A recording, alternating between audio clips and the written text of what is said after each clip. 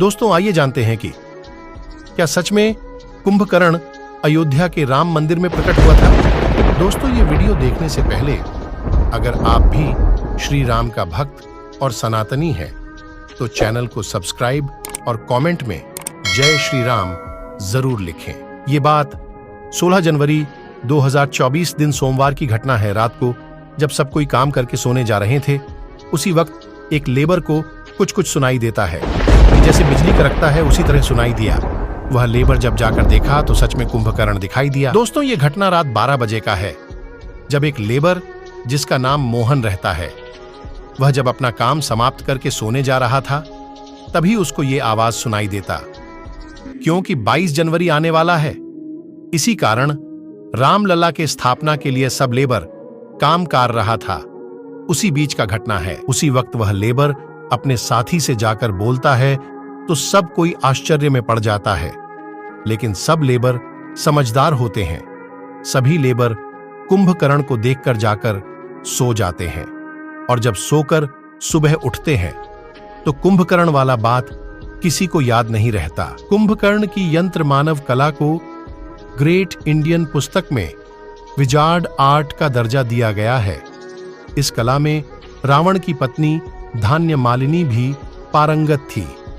वरदान के पहले और एक दिन जागने के दौरान कुंभकर्ण यह कार्य करता था। भगवान विष्णु से किया 5000 साल युद्ध पूर्व जन्म में कुंभकर्ण मधु नामक असुर था और इसका भाई कैटब था।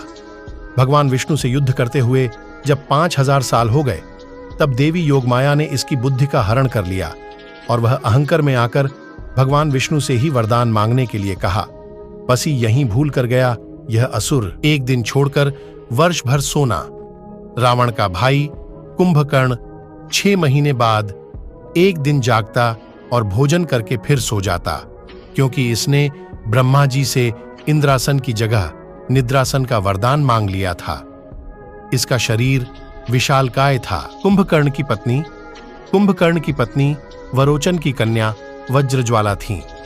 उसकी एक दूसरी पत्नी का नाम करकटी था। कुंभपुर के महोदर नामक राजा की कन्या तड़ितमाला से भी कुंभकर्ण का विवाह हुआ। कुंभकर्ण के एक पुत्र का नाम मूलकासुर था, जिसका वध माता सीता ने किया था। दूसरे का नाम भीम था। दोस्तों राम अयोध्या में एक न्यूज बहुत वायरल हो रहा है कि गुजरात से चलकर अयोध्या में 108 फीट का अगरबत्ती लाया गया है। तो ये बात सच है कि 108 फीट अगरबत्ती आया है और ये सबसे बड़ा रिकॉर्ड है कि इतना बड़ा अगरबत्ती आज तक कोई नहीं देखा होगा। दोस्तों और एक आवश्यक सूचना भी है कि राम मंदिर के प्रसाद को लेकर बहुत सारा गलत सूचना दिया जा रहा है कि आपको घर बैठे रामलला का प्रसाद ऑनलाइन ऑर्डर होगा। तो ये सरासर गलत है। कोई प्रसाद आपको घर नहीं पहुंचाया जाएगा और आप लोग कहीं भी पैसा नहीं भेजे। क्यों राम मंदिर समिति के द्वारा ऐसा कुछ नहीं किया गया है। दोस्तों आइए जानते हैं कुंभकर्ण के कुछ जीवनी के बारे में। कुंभकर्ण रामायण के एक प्रमुख पात्र का नाम है। वह आशी वृषरवा और राक्षसी कैकसी का पुत्र तथा लंका के राजा रावण का छोटा भाई था। कुंभ अर्थात घड़ा और कर्ण अर्थात कान। बचपन से ही बड़े कान होने के कारण इसका नाम कुंभकर्ण रखा गया था। यह विभीषण और शूर्पणखा का बड़ा भाई था। कुंभकर्ण के दादा पुलस्त्य और दादी का नाम हविर्भुवा था। उसके पिता का नाम विश्वश्रवा था। आशी विश्वश्रवा ने आशी भारद्वाज की पुत्री इलाविदा से विवाह किया था, जिनसे कुबेर का जन्म हुआ। विश्वश्रवा की दूसरी पत्नी कैकसी से रावण, कुंभकर्ण, विभीषण और शूर्पणखा पैदा हुई थी। खर, दूषण, कुंभिनी, अहिरावण और कुबेर कुंभकर्ण के सौतेले भाई थे। आविष्कारक कुंभकर्ण। रावण की सेना में अस्त्र शस्त्र या यंत्र बनाने वाले एक से एक वैज्ञानिक थे, जैसे शुक्राचार्य भार्गव, शंभूक और कुंभकर्ण और वज्रज्वाला। कुंभकर्ण अपनी पत्नी वज्रज्वाला के साथ अपनी प्रयोगशाला में तरह तरह के अस्त्र शस्त्र और यंत्र बनाने में ही लगे रहते थे, जिसके चलते उनको खाने पीने की सुध ही नहीं रहती थी। कुंभकर्ण की मृत्यु। युद्ध के दौरान किसी तरह कुंभकर्ण को जगाया गया। कुंभकर्ण ने युद्ध में अपने विशाल शरीर से वानरों पर प्रहार करना शुरू कर दिया। इससे राम की सेना में हाहाकार मच गया। सेना का मनोबल बढ़ाने के लिए राम ने कुंभकर्ण को युद्ध के लिए ललकारा और भगवान राम के हाथों कुंभकर्ण वीर गति को प्राप्त हुआ। उसके शव के गिरने से लंका खूब खाता था कुंभकर्ण।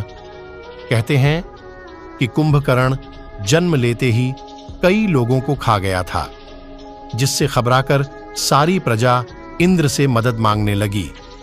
उसके बाद इंद्र और कुंभकर्ण के बीच युद्ध हुआ, लेकिन कुंभकर्ण ने इंद्र को हरा दिया था। कुंभकर्ण सारी बातें सुनकर अपने भाई रावण के पास जाता है।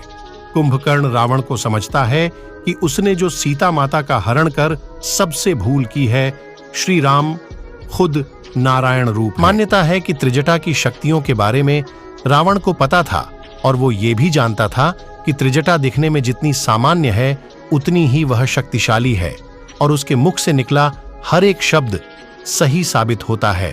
त्रिजटा विष्णु भक्त थी, इस बात का भी रावण को पता था, इसलिए वह उससे डरता था। तो इसलिए विभीषण की बेटी से डरता था रावण। कुंभकर्ण को क्या वरदान था? कुंभकर्ण ने मतिभ्रम के कारण 6 माह तक सोते रहने का वरदान मांग लिया। कुंभकर्ण की मृत्यु कैसे हुई थी? और अंत में स्वयं भगवान राम को कुंभकर्ण से युद्ध करने के लिए आना पड़ता है। युद्ध में भगवान राम के हाथों उसका वध होता है। कुंभकर्ण इस बात को भी जानता था कि श्री राम भगवान विष्णु के अवतार हैं। हनुमान ने बहादुरी से कुंभकर्ण पर हमला किया और विशाल पर्वत की चोटी को उस पर फेंक दिया। कुंभकर्ण लड़खड़ाया लेकिन गिरा नहीं, और फिर उसने अपना भाला हनुमान की छाती में घोंप दिया। कुंभकर्ण के कितने बच्चे थे? ये विवाह कुंभपुर के महोदर नामक राजा की कन्या तड़ितमाला से हुआ था। पौराणिक ग्रंथों और अन्य किताबों के अनुसार कुंभकर्ण को वज्रज्वाला से 2 बेटे थे। उनके नाम कुंभ और निकुंभ थे। दोस्तों, अगर वीडियो अच्छा लगे तो चैनल को सब्सक्राइब जरूर करें। धन्यवाद।